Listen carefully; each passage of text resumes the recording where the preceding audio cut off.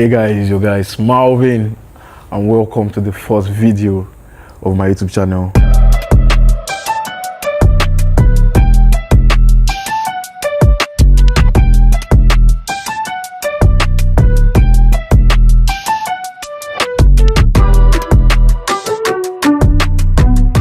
And today guys, I'm here with the biggest, the craziest, the loudest. You know, when we talk about the sneaker culture, we talk about how it innovates us, it impacts us, but we can't have this impact without the top-notch people out there. You understand what I mean? So I have one of the biggest, people call him biggest in Nigeria, but I don't call him biggest in Nigeria. I call him one of the biggest sneakerheads, sneaker enthusiasts in the world. You know, I have with me the drip cult, the lion himself, the agro chamber. I'm good. Nice having this with you because it's a big opportunity for me. I can't even lie, it's a big opportunity. Yeah. You have a big impact to the community, and I appreciate that so much. Even to me, I can't even lie. Yeah. So, by the way, how are you doing? How are you? I'm good. Just pushing generally. TDC. No, CDCs. CDCs. God, where I beg. So that's nice. So let me just go straight to the point here. What was that point in your life where you considered yourself a sneakerhead? That particular point in your life, you saw yourself, okay, yeah, I'm a sneakerhead. I feel like I'm a sneakerhead right now. Well, for me, it was that point that I almost, at the time of my life, I felt like every drop that I seen, I just wanted to buy them. So there was that addiction vibe. Can you guys hear it? Let it hear out. Yeah, I'd be like, nah, I don't like this pair. Even deep down, I know I don't like this pair, but I just want to buy it. Wow. Do you get just, collect it, look at it, like explore the sneakers itself. That's why I have a bunch of shoes that I don't like. Bunch of shoes, the name bunch. So it's just a thing. I like to, I'm a great, I have selective silhouettes that I wear on Jordan 4s, SBs. I'm not a great fan of. Okay, you like Jordan 4s more? Yes. Yeah, so alright. I believe really I have most of the OG Jordan 4s that you're supposed to have. Wow. And the moment you start, you don't just want to. You don't want to stop. That's the feeling as a sneakerhead. When people started saying as an addiction, then I realized, I think I'm at that stage where I'm deep into this. Like if you were like give it a year, like how long ago can you call it? I'll say 2019. My God. I was wearing sneakers way before then because I think around 2019 I had a Travis Jordan 1 OG. Yeah. So the ones that dropped first actually, but I wouldn't call myself a sneakerhead then. I only just bought shoes for the drip. Well, at that time I used to mix it, buy a bunch of luxury stuff and all that. Like just for I get. But it got to a point where I stopped buying luxury shoes. Okay. And I got into those, like deep into that style of sneakers, like the Nike pairs, Jordans, and all that stuff. So wow. That's so much. That's so much. Be a good time to say. So like, what was like the first OG pair you got as a sneakerhead? Okay, I'm a sneakerhead, and like, what was the first? Well, that's what I'm trying to tell you now. Before I became a sneakerhead, or before I called myself a sneakerhead, I had a few Grail Travis. I had a few pairs that I would qualify as because I had the Travis OG ones, the lows, the mochas. The first mochas. I had the lows. I'm a big fan of Future Hendrix, so I've always had the Reebok Fury case, the Insta Pump. Wow! Do you guys know these pairs? So I've had these before, like I even started feeling like a sneakerhead. Wow! So if I'm going to say when I started feeling like a sneakerhead, the first OG pair that I would say I bought, to me, that was one of the pairs I longed for. When I started getting into this was the Black Hat Jordan 4. Wow, Black Hat. Yeah. Black Hat now sells for like about $3K or $5K right now. I think it sells for about 1.5 right now because I bought mine for about 400 actually. Wow. Wow, that's one thing about the culture. Like when you get those early sneakers back then, Yeah, you can't even tell how much it's gonna grow. After that, I got the B-Red. I know there's the Reimagine. Yeah. But back then there was a B-Red. It was a period, yeah. So I think those are like more sneakers that I still started with categorically. I think it was most of Jordan 4 because I never really fucked with those in the first place. Well, you're wearing them right now. Now I'm a great fan of it. So I think over time, through the culture, I felt like, SBs have a very rich storytelling pattern. Okay. So and I like shoes that have a story, a very good story behind them mostly. I like shoes that are like, the colors are calm. Calm colors, like so soothing, gives you that style. Mostly SBs and Jordan 4s, I've been able to get most of what I want. Okay, but right now, as a top-notch sneakerhead that you are and a fashion enthusiast, what's that go-to sneakers that you know that you can wear all the time? Like a particular name? It's my baby, the Black Cat. The Black Cat. I've had that sneakers. I bought it twice now. Really? Because the first one, a friend of mine took it when he saw it and he was like, he wanted to buy it. So I just sold him that. And I think the time I bought that, rebought it was for like 700 or something. Wow, the so Black Cat. Paid the new price and he took mine because we were the same size. So I was supposed to just spend the money then, but like I love shoes, so I just had to like get them again. Okay, that's I'm a great fan of black shoes. I think I'll just add the Travis Phantoms in between.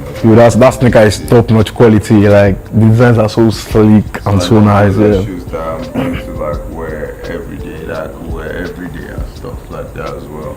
So mainly. Okay, so the name actually, the drip code. What brought about the name? Like, where did the inspiration come from? Where did that name come from? Well, the drip code.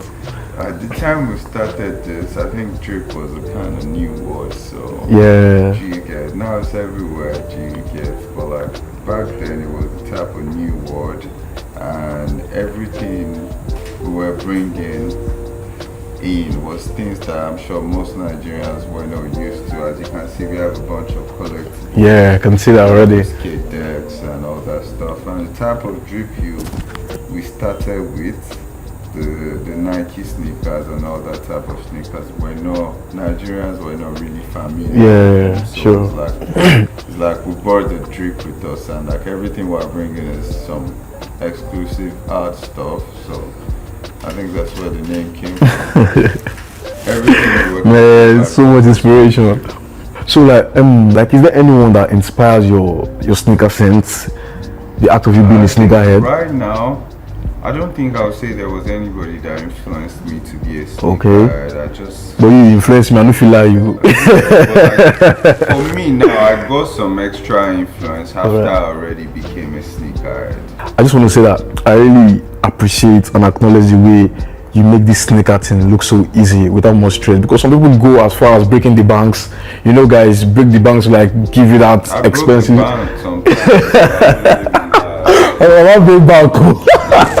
One time I got my water dunk.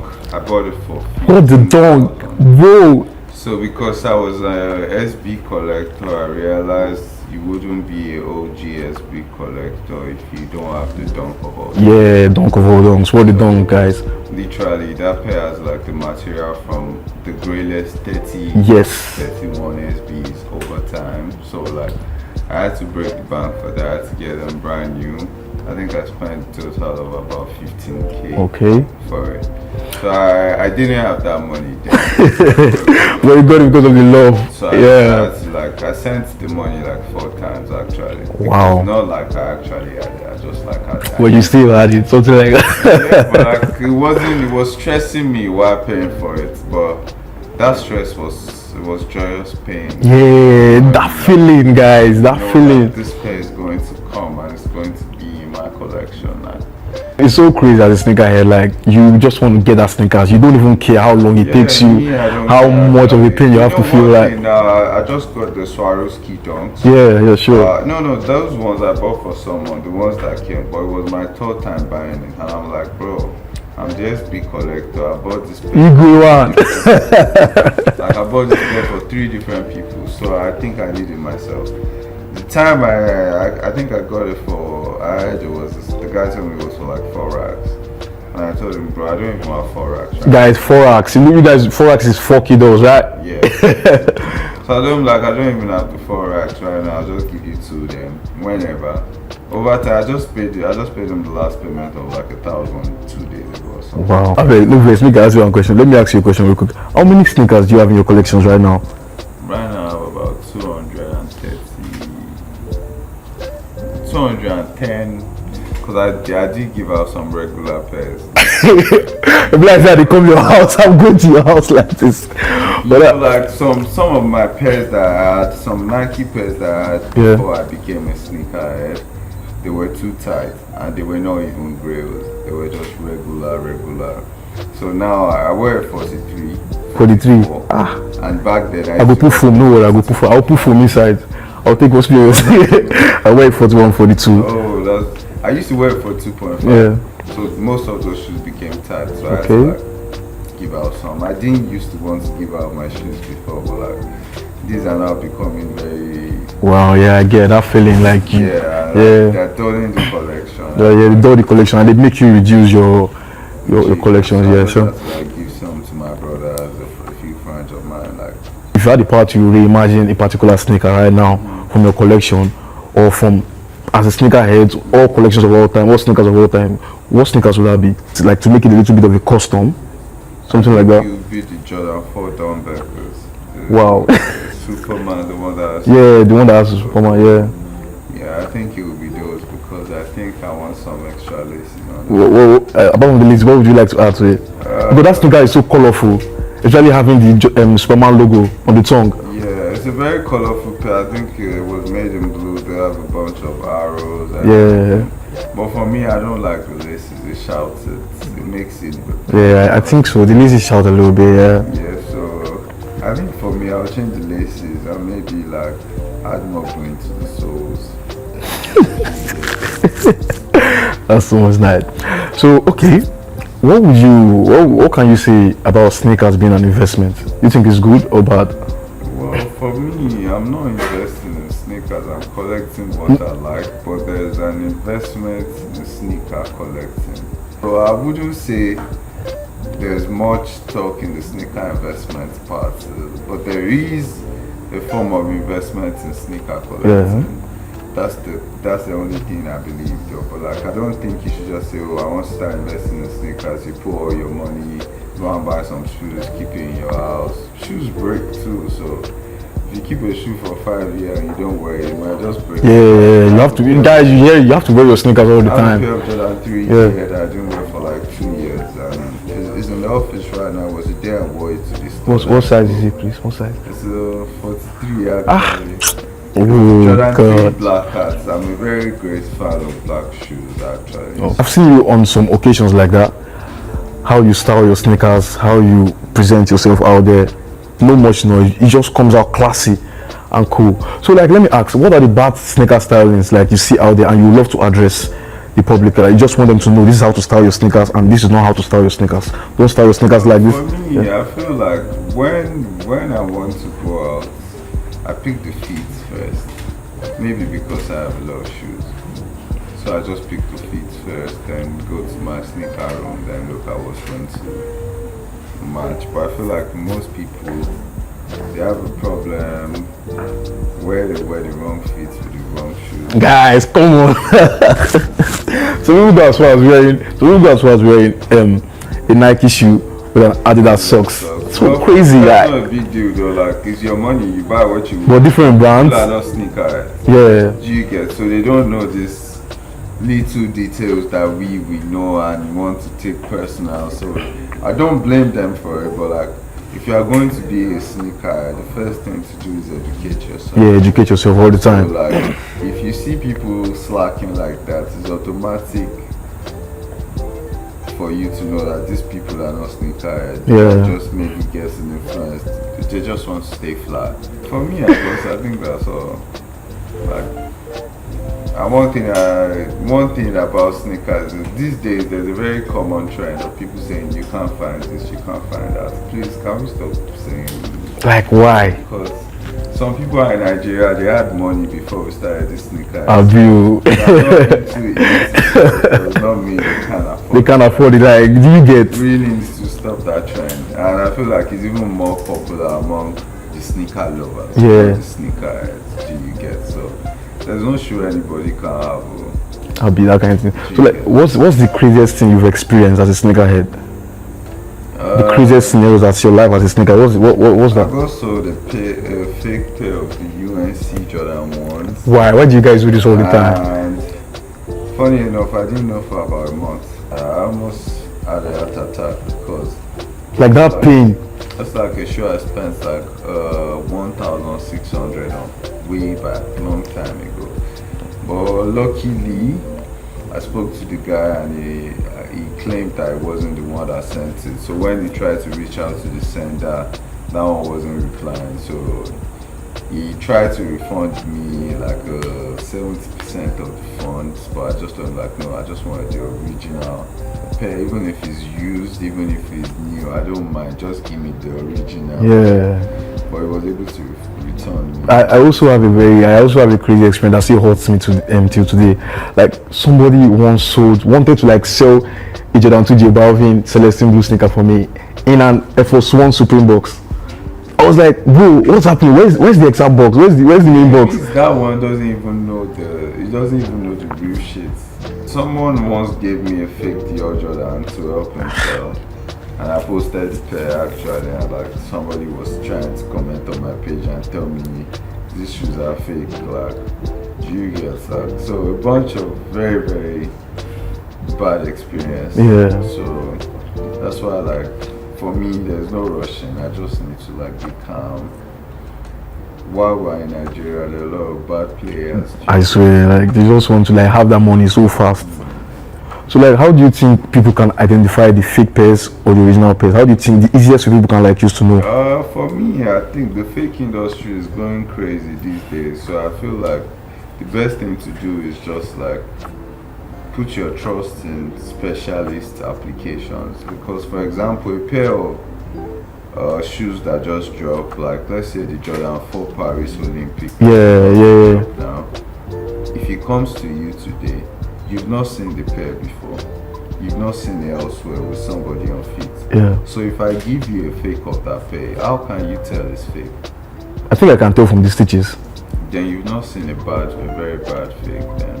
Man, imagine. You've not seen a very nice. So if you just want to do strong head, you might end up being hot in the end, because I won't lie to you, I've seen some fakes that off so much I wasn't able to even find out they were fake. Wow, that's so like I can imagine the pain, the feeling. And I know like the reason why is because this is an expensive pair. Yeah. So there's a factory that's specialized in making this fake like perfectly. Those ones may even buy the original pair. But why? What you get? So that's the thing. I feel like as a new collector, before you even go deep into knowing how to know a fake yourself, you should just download some applications like does that specifically. Do you understand? Like, it would help you a long way. Okay. It would, because I bought a fake Travis before. I bought so many fake. So many fake pairs. More. I can imagine the feelings, how you're gonna feel like each of all the pairs you've gotten so far, and you knew they were so fake. Man, that's crazy. So going back to the Nigerian sneaker community right now, like what are the impacts? What are the things you think we can do in the Nigerian society that can make the sneaker culture grow? Yeah, like. I think first we need to make the celebrities and the influencers. That's it, the celebrities, yeah. So because they have a very big influence on the younger generation, even some of the older generation, but I would say some older guys now tap the influence from the US, the UK, depending on, but it's still from the celebrities. Yeah, sure. So most of our celebrities that are on with the drip over here are doing more of the things that people outside do, while we generally the community, we have like a style and sure. So it's not it's not rhyming. Some of the celebrities are even still wearing fakes. Yeah, for real, like So the sneakerheads even wear the languages than them, yeah. most times you go to a show and you see the fans dripped out than the artist, or the fans wearing more legit grills, or wearing more legit kicks. Right, yeah. Like, or wearing a harder pair, harder fit. And the artist, like, I came to see you, you're supposed to be the It's supposed to be dripping, like looking so fly and all that. But then it's not rhyming, so like I think that's where it starts from. Yeah, I'm trying my best on my own. Like, Normally now. celebs that, Yeah. that are my friends, but then I'm not the type of person to go online and start calling out people. Yeah, sure. So, But you know who you know, like that wears the fake and all like that. yeah. But me, I'll mention one person. I think Davido is really doing a good thing with the Puma sneaker team. Yeah. Actually, because now that's People that's the type of people get to wear Puma right now. Like, I wish Nike would be here and go actively with the community. they didn't really do that much with Wizkid and all like that. And all that stuff. So, but then I know it's all for the best. Sooner or later, we'll feel it in Nigeria. So the presence of Nike and everything, Yeah. able to get like the neighborhood drops and they do regular drops as well. So I feel it's all the time, and because the Nigerians that are doing this for their own self. Their own self, yeah, not for the passion, yeah. You dig, like. I feel like Nigeria has gotten to that stage, not fully that stage, where we need to have like a sneaker con, like a sneaker festivity, where we like bring out sneakers and like sell, like differentiate between the fake and the Yeah, I originals. think something like that is going to be happening very soon, because with the vibe I'm seeing, I can see a lot of sneaker stores. Yeah, sure. I can see a sneaker fest. Like I've seen like a few events being held Relating to the culture, sneaker yeah. culture, like. So I think very soon we would even have bigger events. Bigger one, yeah, sure. Hope so, guys. It's just Watch out. and the way everybody's getting involved as well. So I feel like It's growing very actually. soon we're going to have some of the young kids that we don't even know from anywhere, Yeah. just coming out with the ginger, like blah. Still having you paving the way, still bringing up the I'm drip. always the drip. So like going back to your last weekend okay. we were at a sneaker ball, and Yeah. you see that's a club event, Yeah. and it was themed towards the sneaker culture. So Right. that's how you know, like, okay, we're getting there, because now for the club to want to host a sneaker ball, it means they know, like, It means they know, yeah, they know what they are doing, yeah, sure. so they feel like they want to bring those communities. Okay, yeah. So go back to your sneaker collection. What are the top 5 holy grails you have right now? Just top 5. Holy Grail. Yeah, you have. I can't see you don't have. You don't really have. I would say I'm just going to think, because I don't know. I can't really tell. But first of all, I'll go with the word the Dunks. For the Dunk one. Those in my collection. That's like one of my favorite pairs. That's like even my favorite SBs. Right now, yeah. I have the LV Air Force. The LVF first, okay. I have the Jordan 4 Dumbbackers. You know, for Dumbbackers. Jordan Wow. 4 Cows, the grey and the For- black. okay. I'll take that as one. Wow. The fifth one would now be where the problem would be, because I don't know if I should fit in the Lord 50s. I have 3 pairs of those same. Wow. Yeah, I wear them a lot. I feel like that should be number 1 though. I wear them a lot. Okay. That's like a favorite pairs, but I don't really rate them as a grail. But I'm imagining it because I think they are grails actually, like, maybe. because not many persons out there have those pairs. It's an exclusive. True though, but for me, I determine a grail on how hard it was for me to get. Okay. Do you get like, not like, it's not even about the price. Sometimes I buy shoes that are like $500 and they get cancelled like almost 4 or 5 times. Do you get? So it depends on how hard it was for me to get it, like the story it took me to get it, and the story behind the pair itself. So for me now, it wasn't that hard for me to get the Lord 50. Yeah, sure. I got one for very close to retail, about 300 or something. Next Okay. one I got for 700. 700, yeah. Yeah, the other one I bought from somebody that resold me. Okay. So I just brought it to the store. That's chill, that's chill. So a quick one here, what message can you give to an aspiring sneakerhead right now that wants to be a sneakerhead? One message, just a short message you can give to them. Man, it's not easy though being a sneakerhead, so I respect any upcoming sneakerhead in the first place. Like, so I think my only message is just to keep it real, like, because if you feel like you want to look up to people's collection and you are just coming up, you may end up getting sold fakes. Yeah, right. Just work with your budget. If it's too good to be true, don't buy them. Right. Like, that's my only advice. Yeah, sure. You just have to know what you're doing. Yeah, like and you need to know your shit. Like, yeah, know your shit. Yeah. Educate yourself properly, like all the time. Like big matter in sneaker collection. Like some people just buy the shoes, but don't really. Yeah, I tell people it's not just about buying the shoes. You need to know what you're buying. If I'm in my collection, maybe one day I'll invite you over, just like or maybe call you on video and show you. If you see my collection, I can name every single pair. Yes. So like why? Why would you have a sneaker? You can't even name one. You know the name. I'm like, before me, I buy the shoes. I don't sabi am. I know it. Yeah. I know the story behind it. That's what's making me buy the shoe, not just because it's a very flashy color or something like. So I feel like that's one of the most important things. You need to know your stuff. Like when you're coming up, you need to like pick a silhouette. Do you get like if you say you fuck with Jordan 1s? You need to know what the ones are, the origin, the connections attached to it, you know? You need to dig deep into that silhouette. So that's one of the things that I feel, those are the things that I just feel like an upcoming sneaker should like look out for. Okay. So looking back to your life about like 5 years ago, what message as a sneaker can you give to yourself that can serve you back then? You should have bought those shoes. Why didn't you bring them? You should have bought those shoes. Because I missed out on a lot of shoes. Right.